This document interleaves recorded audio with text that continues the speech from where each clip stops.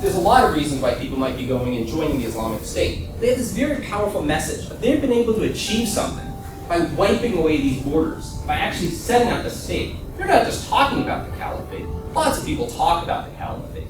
Osama bin Laden talked about the caliphate. The Muslim Brothers vaguely refer to a caliphate at some point in the future. These guys are creating it. They're doing it. Stay at home and chill it. Get your degree in engineering. Maybe you'll drive a Mercedes. Maybe you'll get married. In 1,000 years, people are going to be talking about what they're doing now, what they're creating, how they wiped away these artificial borders drawn by the colonial powers to keep the Muslim world weak. You can be part of this. Your life can mean something. Very uplifting message for people who feel disenchanted, disconnected with the societies in which they live. I am, at last, very pleased to introduce David Siddhartha Patel. He's a junior research fellow at the Crown Center for Middle East Studies at Brandeis University. His research focuses on social order, religious authority, and identity in the contemporary Middle East. Please join me in welcoming Dr. Patel. Thank you very much for having me. Thank you to Mary, to Michael, to World Boston, and the Lowell Institute for hosting this. So I'm going to dive right in. There's a lot of interest in ISIS. There's a lot of misconceptions about ISIS, partly because a lot of the people who are talking about ISIS aren't necessarily the most knowledgeable people on the issue. And when you do have to even make fun of Fox News, but the other organizations that are out there aren't necessarily doing a better job educating the American public about ISIS. So what I'm going to do today is talk a little bit about the origins of ISIS, where it came from. Because I think for many Americans, it either showed up on our radar screens in June of last year, when they rolled soon before they rolled into Mosul in northern Iraq, or just in the past week, they've shown up on our radar screen. So we're talking about where this organization came from. Then we're going to talk about its name, because you hear 5 different names used for it. We'll talk about that. Then we'll get into its goals, intentions, and philosophy, getting into this big issue of how important is religion and ideology to understanding ISIS and countering ISIS. And there's some of these issues about why it's been so successful to date, who's fighting it, where, and what the future is going to hold. The organization that we call ISIS grew out of part of the Iraqi insurgency. It is Al-Qaeda in Iraq, although there never was a group that called itself Al-Qaeda in Iraq. It grew out of that organization that called itself Al-Qaeda in the land of the two rivers, and then became the Islamic State long before the United States left Iraq. So some of you might remember Abu Musab al-Zarqawi. He was a jihadist who came to Iraq right as the United States was about to invade. There was no Al-Qaeda in Iraq before the United States invaded Iraq. This organization that he formed quickly pledged allegiance to Osama bin Laden and Al-Qaeda in October 2004, and he headed Al-Qaeda's organization in Iraq. It was quite different than Al-Qaeda, central, in that it was extremely sectarian. It launched a lot of attacks against Shia groups in Iraq. It attacked mosques, it attacked schools, it attacked funerals, and it was much more sectarian and focused in on killing fellow Muslims than Al-Qaeda Central ever was. In many ways, the war in Iraq, the civil war in Iraq, became a sectarian war after they bombed this Shia shrine up in the north, where 2 of the 12 imams are buried, and where the 12th imam, the Mahdi, went into occultation. It's important, that's actually the city where the caliph eventually comes from. So I'm just setting this up, that Al-Qaeda in Iraq was affiliated with Al-Qaeda Central, with Osama bin Laden. He's killed in June 2006. His predecessor comes to power, and they declare an Islamic State in Iraq in 2006. The organization we call ISIS, it had declared itself an Islamic State. It was looking to create a state as early as 2006. This organization was largely defeated by the United States, working with the Iraqi government and Arab tribes, in the so-called surge. The United States from 2007 to 2010 basically defeated this organization. Took back the territory it controlled in Al-Anbar, these cities you've heard of like Fallujah and Ramadi. It basically beat it and limited it to doing sporadic bombings around the country. The successor to Zarqawi was killed, and the caliph, who now Abu Bakr al-Baghdadi, takes over in May 2010. The Syrian civil war begins as part of the so-called Arab Spring. I prefer the term winter of Arab discontent, which is a better description of what happened. But the protests, peaceful protests in Syria, very quickly devolved into a civil war. When the Assad regime fired on protesters, and a few months later, some of those protesters started shooting back.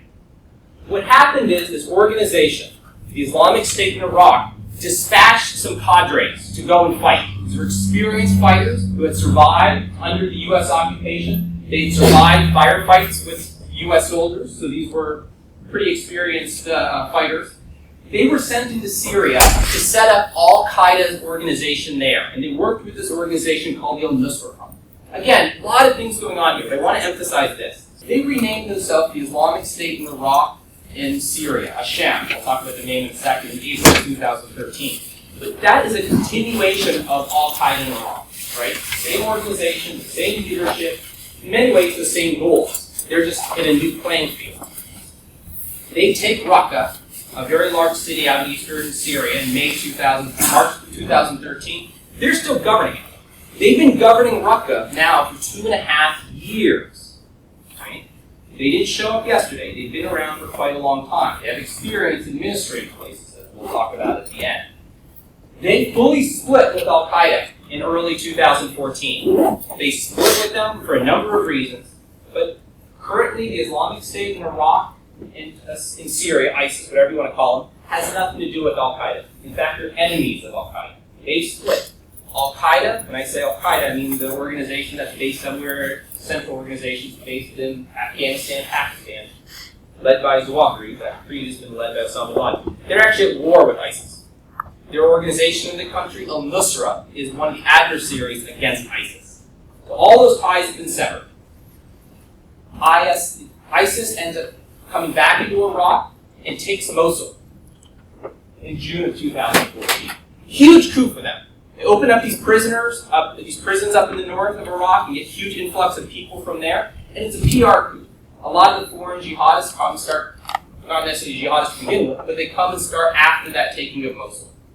So that's kind of a history of where it came from. And again, what I want to emphasize, it did come out of the blue, came out of Al-Qaeda in Iraq, it dates back to 2003, same organization, same experience, and it's split from Al-Qaeda. It's not the same thing. In many ways, it's Al-Qaeda 3.0. If Osama bin Laden was 1.0, Zarqawi, that sectarian organization in Iraq, is 2.0, and ISIS is now 3.0, although a separate organization. So what do we call this thing? You hear a lot of different names for it. Here's why you see differences. The name is Arabic. In Arabic, it's Al-Dawla Islamiyya, the Islamic State, Al-Iraq Asham. If you take the first letters of each of those words in Arabic, right? Del, Aleph, Ain, it's an Arabic letter that Westerners can never say, and Sheen, you get this word Daesh, Daesh, depending on how you want to pronounce it. But that's what a lot of the allies of the United States are now encouraging the United States and other countries to call it. De-emphasizing the Islamic nature of it, de-emphasizing any claim to a caliphate, which we'll talk about. But that's where the name Daesh comes from. It's just the acronym of the Arabic name. Sometimes you hear it called ISIS, sometimes you hear it called ISIL. The U.S. government official name was ISIL, although now they're switching to calling it what the Allies prefer. That's really just a difference in how you translate the last word, Asham, which is the name for Syria, but it's also a name for this larger area that in English we might call the Levant, right? The area that became divided up into the countries of Lebanon, Jordan, Syria, Palestine, Israel. That whole area is Asham. And I think that's a useful way of thinking about it, because this is an organization that doesn't think in terms of the countries we see on the map. In fact, it wants to get rid of them. It wants to wipe them out. I'll talk about that in a second. So if I had to pick a name, ISIL is not a bad name for it, because I think that emphasis on the Levant instead of just Syria gives you a sense of how they see the world, right? They see it as redefining boundaries, redefine borders. They see themselves as the Islamic State. Why? Because they declared a caliphate. We'll talk about what the caliph means in a moment, but they see themselves and claim to be the legitimate caliphate for not just all the world's Muslims, but eventually for all of the world. A lot of the journalists like to call them the so-called Islamic State, which is obviously a way to try to discredit their claim to be any sort of religious authority for the world. And I like how the BBC calls it. They just call it Islamic State without the definite article, which I think is a quite clever way of kind of almost a middle ground. Okay, how do we think about the organization? So you oftentimes see maps like this, which reminds me of Gorbachev's forehead. The other challenge is when you see a map like this, it looks scary. It looks like a giant blob. It looks like Nazi Germany slowly expanding to take over all of Europe. This area that ISIS controls, this is a dated map, but this is a better sense of what it is. The area they control is a whole heck of a lot of nothing. It's an awful lot of desert that doesn't have any population in it. There's a few major cities, like Raqqa and Deir ez-Zor, which they don't fully control, Mosul, which they do. But basically then it's just roads, and some villages along those roads that oftentimes run along rivers. So when you see these huge maps that show this large swath area, here's kind of in between, all of this gray is controlled by the Islamic State. A lot of it's completely empty. Right? So don't think of this as an extremely populated area. The number of people living under the Islamic State, we have no clue. Some people say it's 8 or 9 million. I don't understand where those numbers come from because we know an awful lot of people have fled from those areas. We know the types of people who fled from those areas. Could be as low as 3 million, could be as high as 9 million. But probably on the lower end of that spectrum. Probably 4 to 5 million people live under the control of the Islamic State. And many of them have lived for several years at this point under the Islamic State, which I'll talk about in a second. So that's the territory, and I'll come back to this map later when we talk about it. Let me tell you a little bit about the image of where they're coming from. And I'm not going to go into a lot of history, Islamic history, but I want to give you a sense of it, because I think it's important for understanding how they see themselves, and how some, but not all the people who are going to fight with them, see what they're involved in. So when the Prophet Muhammad dies in 632, there's in some ways a very turbulent period in Islamic history, but it's looked back on in many ways as a golden age, where according to Sunnis, you had 4 rightly guided caliphs: Abu Bakr, Umar, Uthman, and Ali. The Shias, well, I'm not going to talk too much about sectarianism today, but the first 3 caliphs, Shias considered illegitimate, and consider the 4th caliph, Ali, as the legitimate imam. If you notice the name, Abu Bakr, the current caliph, that's where, so-called caliph, that's where he takes the name from. But what they did during this period is they expanded out of this early Islamic polity, which was along the Hijaz, or Mecca and Medina, to conquer all of, or convert all of the Arabian Peninsula, and then push out into what at the time were the superpowers of the day, the Byzantine Empire and the Sassanid Empire. And the caliphates that came after them, the Umayyad Caliphate and the Abbasid Caliphate, this was considered the golden age of Islam, especially the Abbasid Caliphate. ISIS really uses a lot of imagery of the Abbasid Caliphate, even though that's actually a caliphate that in some ways traces its ancestry back to the Prophet's family. But the Abbasid Caliphate was based in Baghdad, and it really, the institution of the caliph in 1258 takes a gut punch. In 1258, the Mongols come, they sack Baghdad, they destroy Baghdad, and the caliphate after 1258, there were multiple caliphs. The Mongols set up a caliphate, the Abbasids, who survived, were taken off, well, most of them did, rolled up in a carpet and beaten to death. They didn't want it. It was supposed to be bad to draw the blood of a caliph, so they rolled him up. The Mongols didn't kill him. But the surviving members of the Abbasid family go to Cairo, and they're basically slaves to the slave soldiers, the Mamluks that are running Cairo at the time. So in other words, the caliphate, which was this institution that, looking back historically, supposedly united the Muslim world, made it one, made it strong, a period of time when that Islamic polity achieved incredible things in math and science and all sorts of cultural legacies that last till today. That really ended at 1258. Since then, this area, which was united under the early Islamic empires, has been divided. It's been divided largely by Western powers, who went in there and imposed a territorial, Westphalian, territorial-based notion of what your political community should be. And so this is one of the final questions that ISIS is about, is whether or not you can wipe away these arbitrary borders that are dividing the Muslim polity, the Ummah, the global community of Muslims, and unify them back to a period of time when the Muslim polity was united, wasn't divided among itself. And I think that's one of its big appeals. It's how it describes itself. A lot of the propaganda videos talk about this idea of wiping away these arbitrary borders on the map. So here's one of their videos, which was released, showing them driving units of the Islamic State crossing from Iraq into Syria after the breaking down of the border, thanks be to God. This was the dirt border between Iraq and Syria out in the desert. So in this video, they bulldoze it, and then you see all these units driving through it as they wave the black flag, which they invented, by the way. The black flag, the black flag refers to the Abbasids, right? So it's referring back to that caliphate. But that seal, it's supposed to be the seal of the coinage that appeared in the early Islamic polity. And then it's the statement of faith, the Shahada. There's no God but God, and Muhammad is the prophet of God. Just breaking down the coin. That's just a Muslim statement of faith. There's no God but God, Muhammad is his prophet. But they invented the flag. This is a very powerful video. In this video, this jihadist, whose name I forget, talks, and they're jumping across the border in Iraq, in Syria, Iraq, in Syria. Anyone know where he's from? Where? He's from Chile. But I think that tells you something, right? There's a lot of reasons why people might be going and joining the Islamic State. They have this very powerful message. They've been able to achieve something by wiping away these borders, by actually setting up a state. They're not just talking about the caliphate. Lots of people talk about the caliphate. Osama bin Laden talked about the caliphate. The Muslim Brothers vaguely refer to a caliphate at some point in the future. These guys are creating, they're doing, right?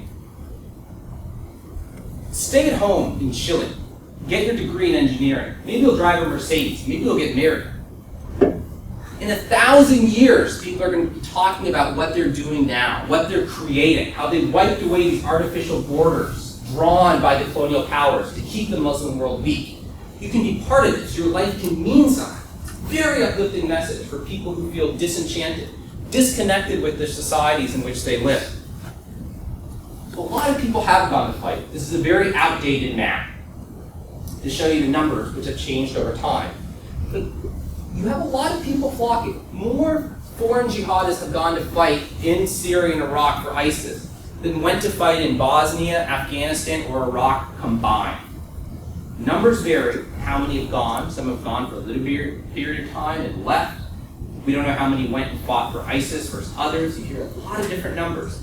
But notice, a lot of these are countries that don't have histories of sending fighters to go and join foreign jihadist organizations. India, for example, which has the second largest population of Muslims in the world, has sent several dozen, very surprisingly. One number I do want to point out is Russia.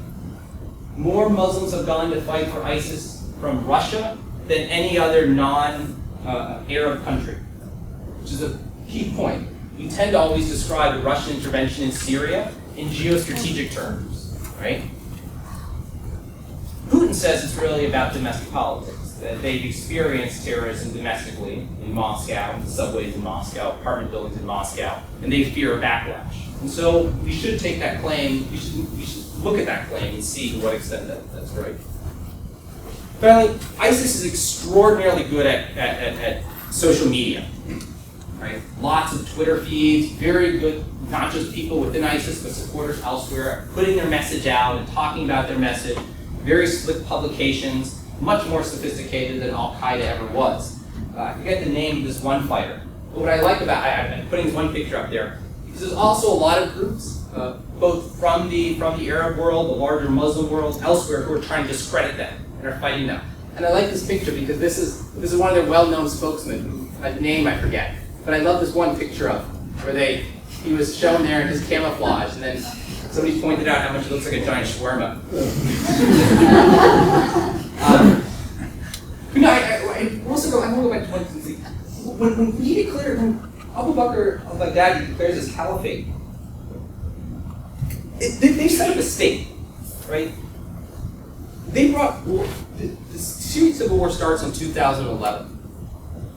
The war in Iraq had been going on for much longer. And those Sunni Arab areas had been the scenes of violence against insurgents in the US military for quite a long time. They brought order. They turned the lights on to some extent. In Syria, when ISIS takes your town, the Assad regime stops bombing you. Right? Because the Assad regime, we'll talk about in a second, they want the choice to look like ISIS or us. So they deliberately don't bomb places where ISIS is. But ISIS brings order. You know what the rules are. They're strict. If you smoke a cigarette, you're going to get stuck. They're going to put you in a cage in the town circle for a couple days. If you do other things, you'll be beheaded. You know what the rules are. You don't violate those rules. You can live a life. They provide jobs. When they take Mosul, they go around to homes and say, give us one of your sons to fight. If you don't give us one of your sons, give us one of your daughters. But they pay. You get $600. At least initially they were getting $600 a month to go and fight for them, with the possibility of a house and a wife and all sorts of things provided to you in the future. In places where there haven't been jobs for several years, where there's been anarchy, chaos, the state has collapsed, that's a modicum of order. And for many people, it's order that they're not getting from the central government of Iraq.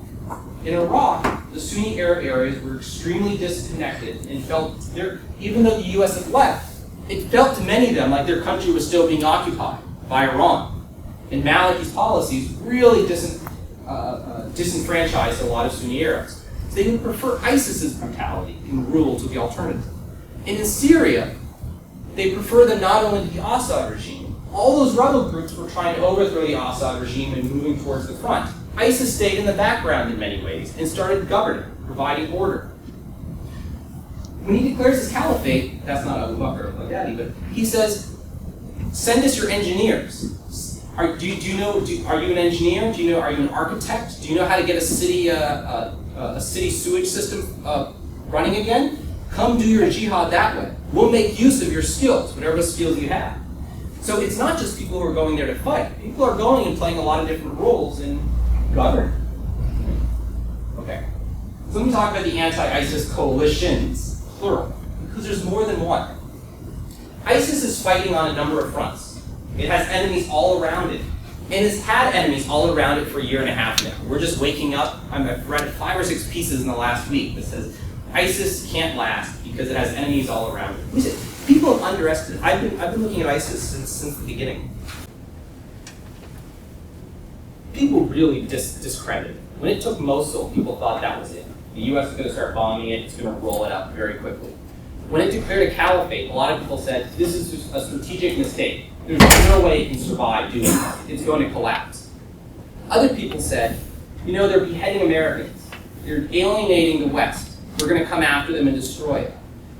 ISIS has survived these challenges. It's fighting on a lot of different fronts. It's lost territory recently, but it's lost territory in the past and gained territory elsewhere. Currently, it's fighting the Iraqi Kurds up in the north here. It's fighting Syrian Kurds, which are largely supported and trained by not just America, but by Turkish Kurds, the PKK, over here, in what Kurds call Rojava, the Western.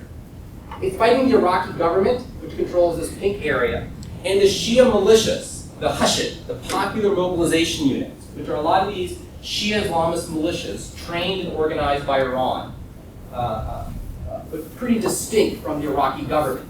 They're fighting them throughout this area.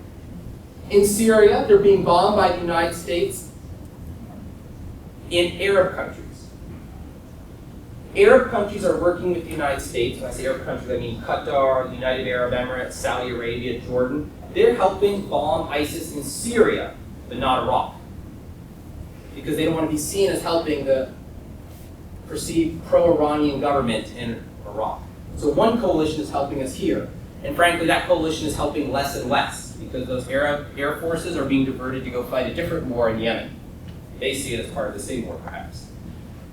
The U.S. is also bombing ISIS in Iraq, and it's being helped there by a number of European countries, but not in Syria by European countries, because the European countries don't believe there's an international mandate to fight ISIS that might change. There are a few exceptions. France has been bombing ISIS from the beginning. The United Kingdom has.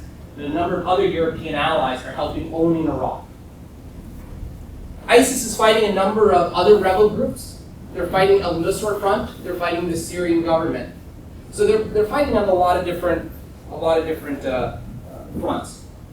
But here's a key argument I want to make. Nobody right now, other than perhaps the United States, sees ISIS as its primary threat. A lot of these other countries are participating in the coalition, are bombing ISIS, but only enough to look like they're participating, when their real goal is to pressure the United States to adopt their ultimate goal, which is to overthrow the Assad regime. So a lot of these Arab allies of the United States, they want ISIS gone, but not too quickly. They want ISIS to be there as long as it takes to convince the United States that the route to get rid of ISIS is to get rid of Assad first. Because they see Assad as a greater threat to them because of the Iranian influence in the Assad regime, of course is the regime that governs Damascus, than ISIS. So again, just because these countries are participating doesn't mean the United States and their interests are aligned. It doesn't mean these countries see ISIS as the primary threat and the most important threat to them. And the key issue in the coming weeks is going to be what role does the Assad regime play in defeating ISIS, and what's the relationship between the US and the Assad regime going to be? On one hand, you're going to get a lot of people saying the only way to defeat ISIS, and if ISIS disappeared tomorrow, this area doesn't have any government, right? Someone's going to have to govern that territory. That's the big challenge with rolling up ISIS. Who's going to govern that territory? The United States has been trying very hard to develop quote-unquote moderate Syrian allies, and it's been an abject failure. The Iraqi government is not particularly keen to go back and re-govern Mosul, Fallujah, and Ramadi immediately. Right? We can talk more about that in Q&A. They're saying these issues are complex, but they're complex in ways that we can start to make sense of them and have conversations about. I mentioned the fight in Iraq. Our former allies in Iraq are now extremely dependent on the Iranian government. Qasem Soleimani, who's kind of like the Iranian David Petraeus, head of the Al-Quds Force, which is part of the Iranian Revolutionary Guard that's responsible for external operations. He plays a very prominent role both in Syria and in Iraq. And the fight, the Iraqi military largely collapsed. And a lot of the fighting now is being done by these militia organizations.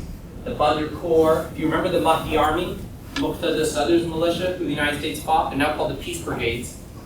Assad Ahl al-Haq, the League of the Righteous, particularly, they have the blood of quite a few Americans on their hands. The Iraqi government is now heavily dependent on them to help fight ISIS. The Iranian government is happily providing a lot of weapons and support, logistical support, and when they can, air support to the Iraqi government. In that sense, that's actually kind of on sync with US interests, right? They're helping the Iraqi government fight ISIS. So these conversations about what the US does against ISIS, they're not going to just touch on this issue of what should the United States do towards the Assad government, the role they can cooperate with the Assad government. It also gets to these other extremely complex issues about the US relationship with Iran, and to what extent can we cooperate with Iran on these sorts of issues. And there's a lot of other people who have an interest in the US not developing a close relationship with Iran because of what Iran does in the region elsewhere. Israel, Saudi Arabia, and a number of other countries would be extremely wary to see the United States cooperate, even implicitly, with Iran in the fight against ISIS. So these are the conversations. You're going to be seeing a lot of op-ed pieces, a lot of debate pieces, and they're taking these positions, and oftentimes these kind of counter-arguments aren't going to be in there. So we'll talk more about that in Q&A. So I'll leave it there and move to general Q&A and discussion. That's where we are right now. I'm not going to talk about the bombings that happened. We can bring that up. It seems like in the past week or two, ISIS has changed its strategy in some extent. There were 3 large external attacks. The attack in Paris. They bombed civilian centers in the suburbs of southern Beirut. People like to call this Hezbollah stronghold, but these are civilians they killed. And the civilians they killed were in overwhelmingly Shia areas. So you can call them Hezbollah supporters, but they're Lebanese civilians. And then there was the bombing of the plane, the Russian plane in Sinai, Sharm el-Sheikh. And again, Russia is now intervening in the Lebanese civil war, the Syrian civil war, on the side of the Assad regime. So a lot of proper names that are out there, a lot of history and a lot of background. Let's open it up now, and we can have a general discussion. A lot of the talk about with the negotiations going on about what to do with the regime in Syria.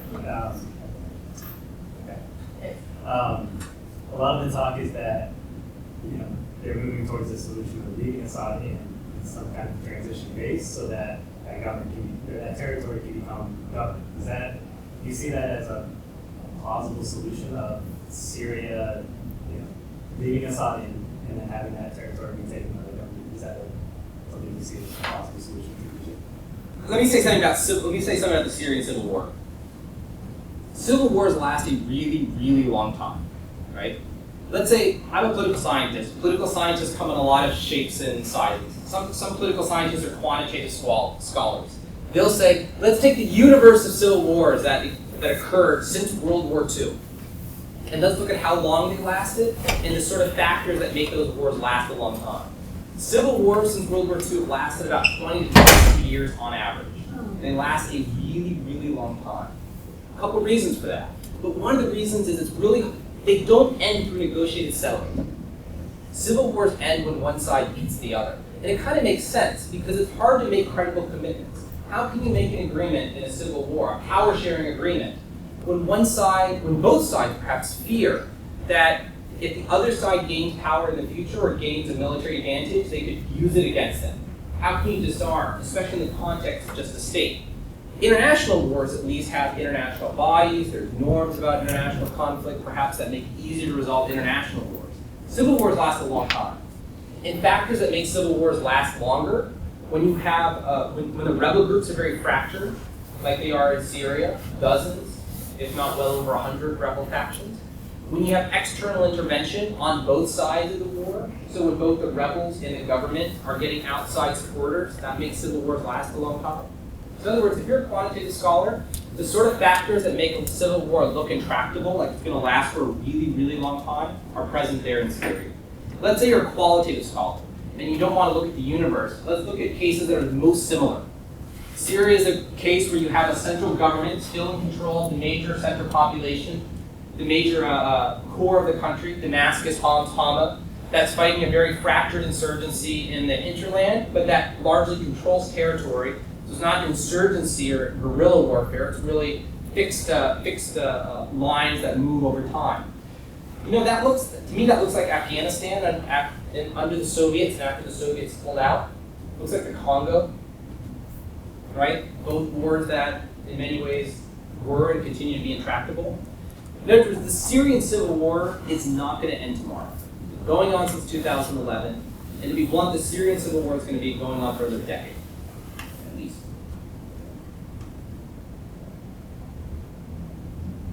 I think that's important to keep in mind when you talk about what the U.S. can and cannot do in the context of the Syrian civil war. To me, I don't see much of a distinction right now between the Syrian state and the Assad regime. The idea that somehow you can just remove the Assad regime, Assad is a man, right?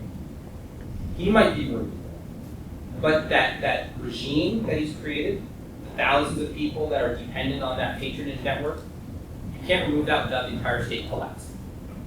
And I think that's a key challenge.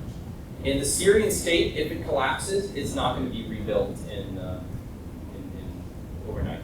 We're talking a decade-long process of rebuilding. The Iraqi state, which collapsed, not even to the same extent, although the Syrian state. So that's centrally the challenge with Assad. What role do you see Assad as playing? The U.S. has said continuously that Assad cannot play a role. There's now going back and forth and discussing that he might play a limited role in some sort of a transition process. Obviously, the Russian intervention is to prop up the Assad regime. Hezbollah's intervention is to prop up the Assad regime. The Iranian role there props up the Assad regime. So if the United States does decide to get rid of Assad, to go along with what its Saudi, Emirati allies want, which is to overthrow the Assad regime first, that brings the U.S. into conflict then with a number of other countries, including Russia. So it's a very difficult proposition. It's a very difficult question to talk about what role Assad plays. I have a hard time understanding the strategy of using terrorism in countries that are far away from the Middle East. It would seem to me that the terrorism activity is a loss of.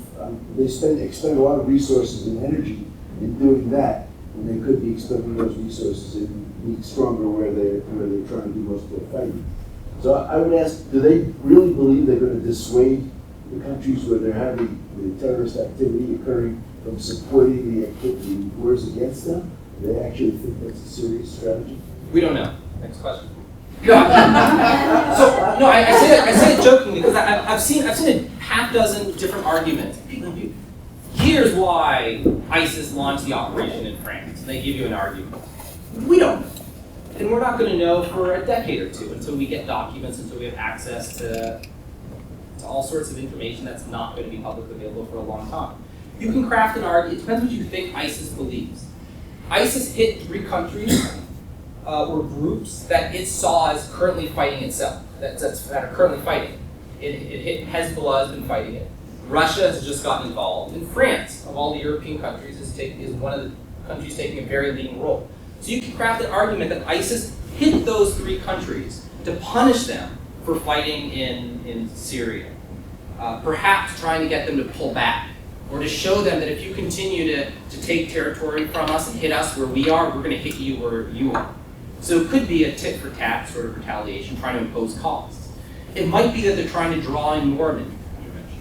Some people think that ISIS is best understood as a millenarian organization who wants to draw in the Western Crusaders, to fight them in Dabiq, in this small little village up near the Turkish border, which in some people's millenarian understandings is where a great victory would be achieved, and then march to Constantinople, and then the Antichrist will arise in Iran and march in and kill most of them, and then Jesus will come down in Damascus and lead the, no, I'm serious, will come down in Damascus and lead the armies of God to victory in the end. So some people think it's a millenarian perspective and is trying not to push France and Russia out, perhaps to draw them in more. Other people see it as a strategy to basically outcompete with Al-Qaeda. ISIS really is competing with Al-Qaeda. And no one's talking about Al-Qaeda, right? We're not. This wasn't about making sense of ISIS. This was making sense of Al-Qaeda. There'd be 5 people. So they've clearly captured the imagination of the world with these events. So it could be about popularity. It could be about bringing in more recruits. They've lost some territory recently. So some people think the timing of it, that they had these capabilities for a long time, but the timing of it was to retaliate for that loss of territory, and perhaps to get France and the United States to shift to more of a domestic security posture. And we talk about the efficient use of their resources. They think that perhaps France will pay more attention to the homeland and protecting the homeland, or just imposing costs on the homeland. So we don't know what ISIS's logic is, and I can stand up here and craft 8 different arguments to me that are internally consistent and make sense, but we don't know which is right. It's the same with Al-Qaeda on the 9/11 attacks.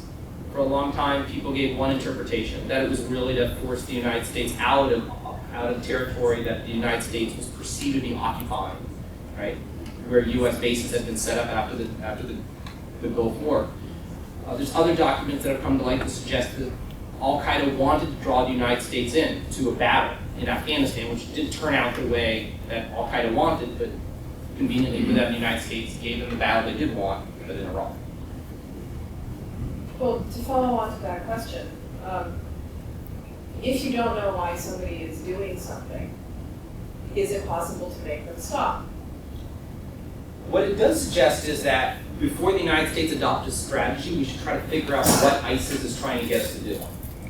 Are they trying to get the United States and other countries to commit more troops on the ground? Are they trying to get the United States just to bleed money internally, protecting against the attack that is going to come? Not to overreact and move quickly. A good argument can be made, I have no idea if it's right, but we know that ISIS doesn't like the fact that there's so many refugees going to Europe. The migrant crisis, they want them to come back, especially because that will be a recruiting pool. An argument can be made that what they're hoping to do is trigger a backlash against not just Syrians, but Muslims living in the West. That will make it much easier for them to recruit. And I think we're going down that road. I really appreciated you highlighting what you say is the attraction of ISIS, stability in that region. I think that's very misunderstood by people who think, oh, we'll just get rid of this government, this terrorist or this regime that's torturing and bringing democracy. These people don't have any concept, really. They just want stability. It's a feudal area, an area that was largely feudal and kings and so forth. My specific question about, and I really enjoyed your talk, was in the way that the Palestinian terrorists had a very specific Palestinian state and largely recruited people who were desperate but nothing to lose. We see very big. I don't really see a very specific role with ISIS or Al Qaeda. I mean, you say that, I guess I would like to explain that a little bit more, I want to see that. I don't see any state that they're interested in, specifically one state. And also, could you explain why they recruited so many well-to-do people, young people, working people, as opposed to the types of individuals that are interested in foreign policy, who had nothing to lose, they had their land taken away. First of all, they're interested in the state. It's that state right there, right? The Islamic State. So it's a state that, and that state to them should continue to expand, right? But again, this comes back to the question about how much do you think ideology is a constraint? How important do you think, and there's a big debate about this, right? Graham Wood had this piece in The Atlantic, and there's a very active debate out there now in a lot of the leading long-form journalistic outlets on how Islamic is ISIS. It's a matter of huge debate. If you think ideology doesn't matter that much and they're flexible, then, the Islamic Republic of Iran was a revolutionary state, but then it became kind of a normal state. It took its seat at the United Nations, it sent ambassadors out there, it became routinized by the international system. The Khmer Rouge in Cambodia, they took up the seat at the UN. So the question is, do you think ISIS could basically say, okay, we have a state here, let's demarcate borders and let's start behaving like a normal state? Might be a little different because they're trying to redefine borders. So the system, the international system, will push back and resist the idea of redrawing borders, right? There's arguments been made about African states. The borders, inability to redraw those borders makes conflicts harder to resolve. If you think ideology does matter for them, they see themselves as expanding further, basically against all states that they don't consider Islamic, and to them anything that isn't gray there is un-Islamic. Right? And eventually, they have a caliph, so technically they can engage in an offensive jihad according to their ideology. But they're extremely popular. They've created a state. They've done something that other groups have talked about, which is actually reestablishing a caliphate. The caliphate, I mentioned it had been fractured, but it existed under the Ottomans, then it was abolished by the new Turkish Republic. This is it's not a very serious attempt at the caliphate, but it's the most serious one since the 1920s, right? It's still not a very serious one. It's not going to last. It might be there. Could you talk about the types of people that they attract, the educated, So the way I think about it is, think about how a riot starts, right? When a riot starts, there's usually some pre-existing protest or something that's out there. And then there's a couple people who are probably already criminals, who are there with some of their friends. And they're the first people to throw a brick through the window of the store and to go in. And then there's people who they brought, who they know, who go in with them. Then there's other people who came as groups who realize, hey, people are starting to steal stuff. I can do that too. And then they join. And they're joining in because they're with some people who they know. But then there's other people who are just part of the demonstration or whatever, who suddenly see everyone else taking things. Then they'll participate. But they're deliberately participating because they don't know anyone else there, right? So I'm using that analogy because what you see is as the event unfolds, like a riot or looting, you see different people engaging in it at different points of time. And I think that's how it's useful to think about ISIS. The people who join ISIS early on are different than the people who join later. And there isn't a single kind of, here's who the ISIS recruit is. The hardcore, the central leadership of ISIS are mostly Iraqi Baathists. The leadership of ISIS come from the Baathist intelligence agencies and military of the overthrown Saddam government. I wrote a brief on this that's available on the Crown Center website. A lot of these guys have died, but one of the early documents that was captured in Mosul by the Iraqi military listed, I forget the exact numbers, but it was 18, some of the members of the military council, some of the governors of the Iraqi provinces, and I think 17 of the 18 were ex-Baathists, or kind of in that milieu, families of Baathists. ISIS combines early on at the command level people who are very experienced jihadists with these experienced military officers, Saddam's Mukhabarat, al-Amin, and internally ISIS uses the same word, al-Amin. I mean, they're taking the structure of the Iraqi security state and incorporating that into a terrorist organization, which is why it's so much more successful than Al-Qaeda was. Al-Qaeda was small. ISIS is huge because it has organization, because it has Iraqi military soldiers who knew how to run a military where you used all these conscripts, this conscript labor, and you were able to use it, but use it in a way that doesn't compromise the core security of the organization. So it has that military expertise. So ISIS is a terrorist organization with the military. But your question was the recruits. So that core leadership are still mostly ex-Ba'athists. Around them, the core fighters for ISIS, I would say are core Sunnis from Syria and Iraq. They're those people whose territories are being governed, they're participating in the state, some of them are being coerced, some of them it's a paycheck so they can do it. And after that group, then you get a lot of the external, then you get the foreign jihadists who are coming. Some of them experienced, some of them capable, quite a few are just cannon fodder, right? Quite a few who go there, their expertise is getting there, driving from point A to point B. So there isn't a single story of why people join ISIS. And ISIS is very good at bringing people in and using them in different roles. But I think one of the big appeals of ISIS is, like I mentioned earlier, they're achieving something in creating a state that they have a very extremely strict understanding of what Islamic law entails and the way an Islamic state should be. Reviving all sorts of things, creating a lot of things that didn't exist there, cherry-picking elements from Islamic history. And they're able to say, we're creating a truly just society. And I think that's a powerful message to a lot of people. They're not just talking about it, they're acting on it.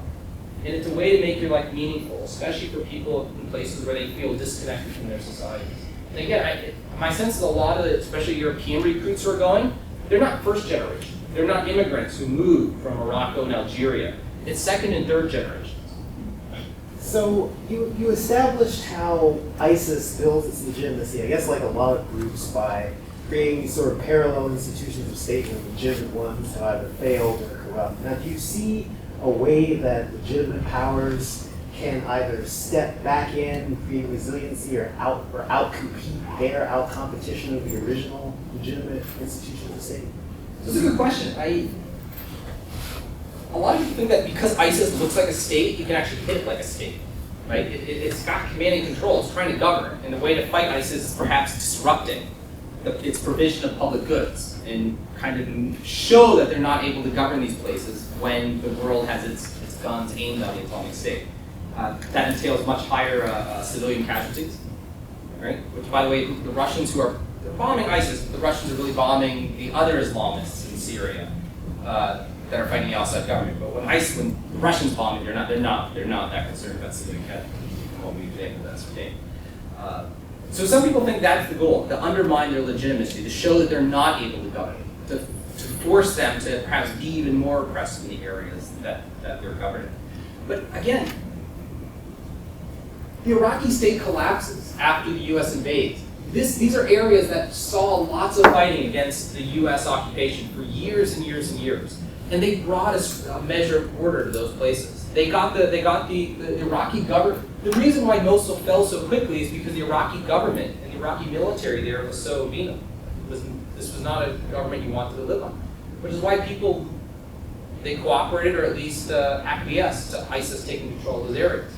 The Assad regime wasn't much better. And a lot of these places fell very quickly. First other rebel groups, then ISIS, because they wanted to get rid of the Assad regime. If you want to get rid of, if there was a rapture tomorrow and ISIS, there's a rapture, you know ISIS isn't going, but if they did, this is a great quote by Putin. Putin said, the only people that can judge, God will judge ISIS. It's God's job to judge ISIS. It's my job to send them to meet him. Yeah, it's a nice Putin quote. I don't know if he actually said it, but on Facebook feed this morning, so it must be true. But if ISIS disappeared tomorrow, there's not a whole heck of a lot left in those areas, right? The infrastructure in these areas, it's destroyed, right? The schools are gone, the infrastructure's gone, human capital's gone, right? The people who know how to do things, a lot of them fled. Providing order in this area, that's a generation-long endeavor. Syria, which was a pretty developed, industrialized country, Syria is, this is generations back. I mean, it's been put back 50 to 60 to 70 years of infrastructure. I've seen different estimates of it. Who knows? this is going to be a generational-long problem about reestablishing some, I don't want to call it legitimate government, because legitimacy can mean a lot of different things, but some government that can meet basic needs and aspirations of its population. That's difficult. Yeah, I guess I've been having trouble understanding Islamic state versus country, because it's essentially a desert area. And so whether are they nation building, I don't in that sense, their territory, what are the actual resources of the country could claim, like oil, timber, or natural gas, or whatever.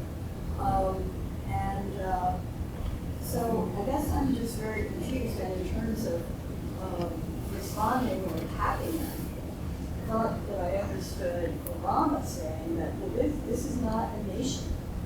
So we can't source or use the same kind of strategies that we would with another country, with this federation, organization, or what have you. So I guess my confusion is, what does Islamic State mean? Does that relate to a confederation or versus a country? So when they are a state in the sense that they're administering some territory and they're providing rudimentary governance.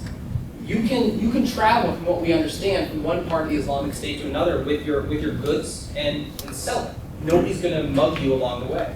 You can't say that about a lot of this area, where every checkpoint is controlled by a local militia. These areas that are so-called the Syrian opposition forces, a lot of these are extremely local. They're town-based militias, right? And so you go from this town-based militia, you try to cross into the next village where you want to sell your watermelons or whatnot. I mean, they're the local Don Corleone over there. You pay this Don Corleone, you pay that Don Corleone, you pay the next one. You're lucky one of them doesn't shoot you with state or stuff. That doesn't happen in the Islamic State.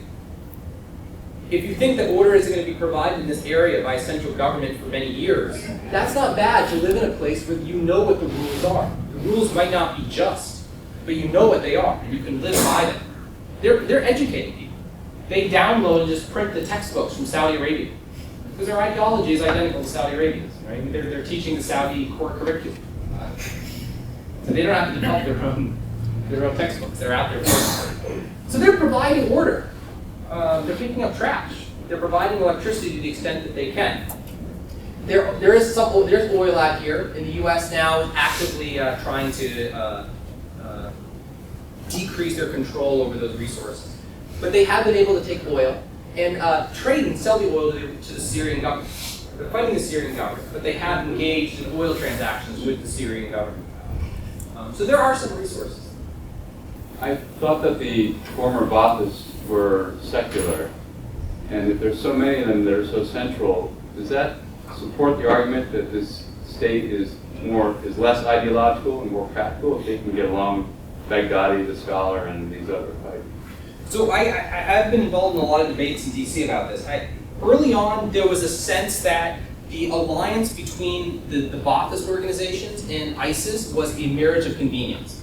And I think a lot of US policy early on was based on a belief that somehow this inevitably would break down. US policy against ISIS has been heavily influenced by experiences that the United States bureaucracy and military had in Iraq from 2003 to 2010. That just shaped how they understand Iraq and the sort of dynamics they saw. But I think they were focused on the wrong Baathists. I think they were focused on Ibrahim al-Dodi. They were focused on these Baathists who were in their late 70s, early 80s, who were part of Saddam's regime, but basically have been out of power now since 2003. I think these guys fighting for ISIS now, let's say you're a 20-year-old Iraqi, Sunni, who grew up in Fallujah. If you're 20 years old today, how old were you when the US invaded Iraq? 10. Right? Not even that, right? You were a kid. So the secularism of the Baath regime, they're focused on the wrong generation. The generation of Baathists are people who grew up in Baath families under occupation or in the last 10 years. So I don't want to go into too much details of it, because we don't know that much actually still. But Saddam launched something called the Faith Campaign in 1994, and we still don't fully understand its effects in the Sunni Arab areas. But we know that mosques proliferated. Members of the Baath Party as early as 1994 were memorizing the Quran in Baath Party meetings.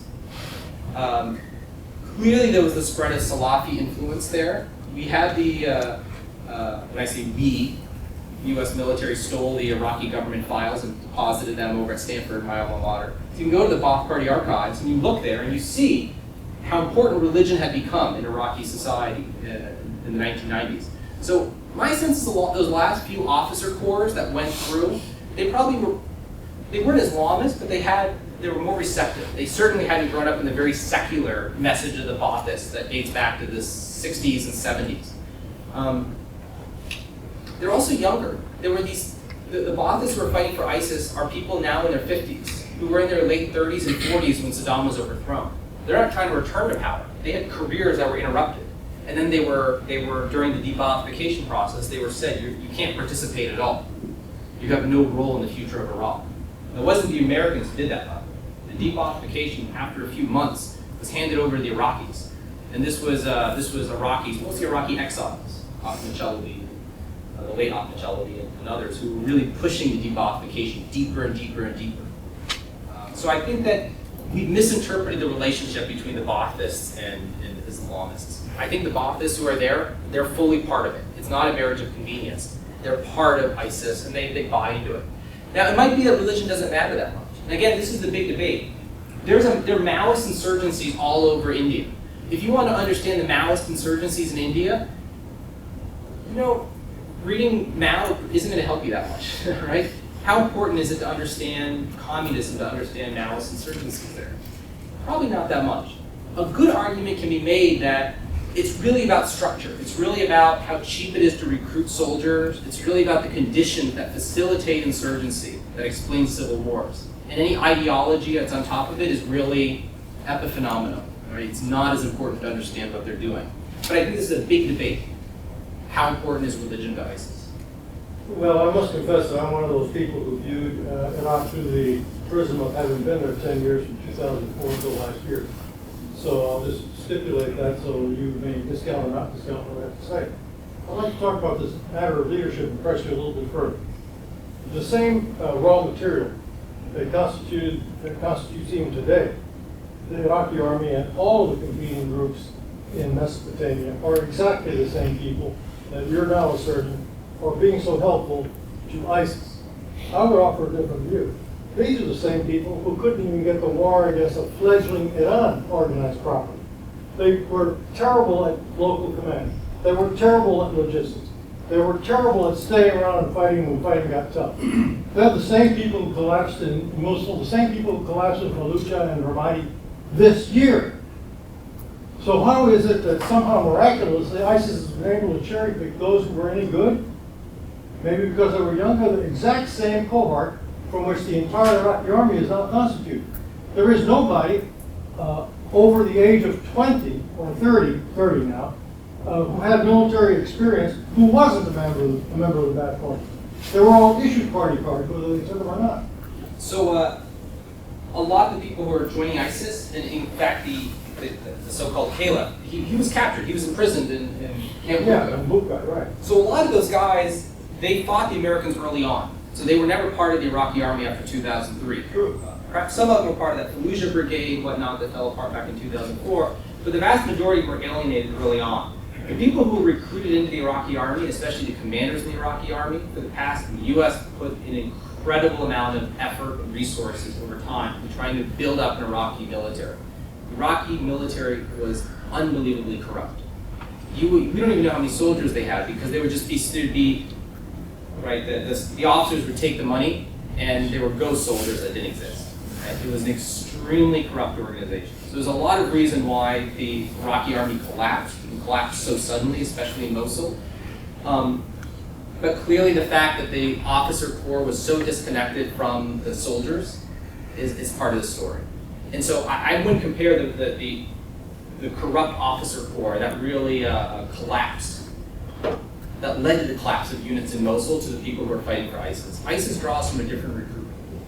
ISIS is drawing pretty competent people, and their experience comes from after 2003. They aren't the people who were promoted because of their connection and loyalty to Saddam Hussein. Saddam's army fought poorly because it was an army not designed to fight enemies. It was an army and military designed to basically check other military units within the country and prevent a coup. So there is talent, I think, that's been able to rise up. And it's talent that, this is a Darwinian process. These are guys who survived 10 years of occupation. And it's pretty difficult to survive when the US is coming after you full bore. And so the ones that did, they got experience, and I think they really were capable. Now, currently, the most Grand Ayatollah Ali Sistani, the most important Shia spiritual leader in Iraq, he's, I don't want to compare him to a pope, because it's not an ecclesiastical structure, but he called for Iraqis after the fall of Mosul, all Iraqis, not just Shias. He said, don't join the security forces and sign up. And his wakils, his preachers, for weeks after that repeated, join the security forces. Tens of thousands of people went and joined, but they didn't join the security forces. They joined these militias. And so the really competent fighters on the Iraqi government side aren't fighting for the Iraqi military. They're fighting for all these Hashid units. So there are competent military commanders in Iraq, they just don't happen to be in the Iraqi military right now. I just wondered, what role is Turkey playing in this? Turkey wants Assad to be overthrown. And I would say that Turkish policy, there's two main things. One is they're like a lot of the other countries in the region, they want the United States to adopt an Assad-first strategy, to overthrow Assad and then go after ISIS. The other, and perhaps even more important goal for Turkey is Turkey does not want an independent or semi-independent, when I say independent, de facto independent, not de jure, right? So the Iraqi Kurds they're de facto independent. They've been governing themselves since 1991. But they're not de jure. No one recognizes them as an international state. They sign their own oil deals. They do all sorts of things that like a independent state would. Lots of things around the world like this, by the way. Somaliland, Puntland, all sorts of things.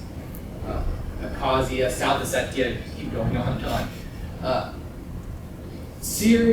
Turkey doesn't want something like that emerging in this area, right? Why? I mentioned the Kurdish name for that Syrian area. It's called Rojava, which is just Kurdish for the Western. What is it Western of? A much larger Kurdistan, right? A Kurdistan that encompasses large parts of Turkey, that encompasses large parts of Iraq, that encompasses parts of Iran, Mahabad. So their big fear is that any sort of independent or semi-independent or de facto independent Kurdish area in northern Syria is going to be an impetus for Kurds up there to mobilize and be launching points for Kurds to train and then attack back into Turkey. So that's why what they're calling for a no ISIS zone. And that's this area right here. Turkey's proposing that the United States help Turkey and Syrian rebels to basically take this area and push ISIS out of it and turn that area over to Syrian rebels. And the goal of that is to basically divide this Kurdish area, keep that Kurdish enclave from linking up with that Kurdish enclave, and also serve as a place where Turkey can begin to resettle the millions of refugees that have gone to Turkey. A lot of these refugees, these migrants that you see flocking into Europe, they're not coming straight from Syria. A lot of them have been in refugee camps in Turkey and in Jordan. And those refugee camps in Turkey, they're not good, but they're better than the ones in Jordan, and certainly better than Lebanon and elsewhere. So Turkey has an awful lot of refugees. I forget the exact number, but you sometimes hear 2 million. They would like to have a place where those refugees can go back to and resettle in. And also a place where conveniently it allows them to keep the Kurds from linking up, and then to provide an alternative force to fight the Assad regime and ISIS. Because currently the United States is working quite a bit with Syrian Kurds. Because the Syrian Kurds are some of the most effective fighters against ISIS. They're one of the few groups that's willing to actually go and fight ISIS directly. And that means the United States is cooperating with groups that are backed and kind of are the PKK in different clothes. The United States still officially says it's a terrorist organization. So those are Turkey's interests. I like to say it's complex, but there are a lot of moving parts. How do you see Russia's entrance into the conflict kind of changing the rules a bit, and how do you see it affecting U.S. strategy? So it's certainly affecting U.S. strategy, and the U.S. is trying to deploy additional, well, I'll say two things. So Russia's moved in on the side of the Assad regime. They've always supported the Assad regime, now they hear correctly. Currently they have troops in one base over here along the coast, and from there they say they're going to bomb terrorists. But what they mean by terrorists doesn't mean just ISIS. It means basically Islamist rebels in general. And there's most of the other effective fighting forces on the rebel side are, they're Salafi jihadist organizations. They're not ISIS. Afrar Sham, Al-Nusra Front, all these other organizations. So they're bombing not just ISIS, but whom they are bombing some, but they're really bombing other rebel groups that are focused much more on overthrowing Assad, and that Saudi Arabia, Jordan, and partly the United States are backing. So it certainly changed that ballgame. It's shored up the Assad regime. The Assad regime is not going to collapse anytime soon because Russia's there. In some ways, it also looks like it might be splitting the Arab coalition. Jordan and the United Arab Emirates, they're not convinced that the Russian intervention is a bad thing because they don't mind the Muslim Brotherhood being bombed back to the Stone Age. They don't like the Muslim Brotherhood very much either. So it's only Saudi Arabia and Qatar that are really deeply opposed to Russian intervention. So it's having that dynamic as well. We don't know what Russia's main goal is. We like to say it's for geostrategic reasons, it's for prestige in the Middle East, but I don't discount the Russian fear of backlash, because they've had backlash from jihadists coming back to Chechnya and Dagestan. I think a big part of this is Russia wanting the fight to remain in Syria, and not for Syria to start exporting, ISIS to start exporting fighters back to Chechnya and Dagestan. So I think that's actually a key motivation for them. One final thing, what does it led the US to do? Something, but I don't think the Obama administration wants to do that much. I think currently they've deployed 50-some special forces up in the north, but that's really just to train and vet. They've been doing that for years anyways. But I think the Obama presidency, Obama's, WGBH isn't gonna like this, but Obama's strategy is don't do dumb shit, right? And I think that's basically his strategy. He doesn't want to get involved in the land war. He doesn't want to ramp up additional troops there. And I think that's because he looked back at the previous administration. The Bush administration got this beautiful narrative of what will happen if Saddam Hussein is overthrown. Here's what Iraq will look like. And all these unanticipated consequences happen. I think Obama has very, very unanticipated consequences. He looks at how complicated the situation is and says that we cannot predict how things will unfold if we get too involved. And so I think he's very, very wary to involve himself that much in it. In that sense, we'll have to wait and see what the Clinton-Warren administration wants to do. But I don't think you'll see the Obama administration getting that much more. On that note, please join me in thanking very heartily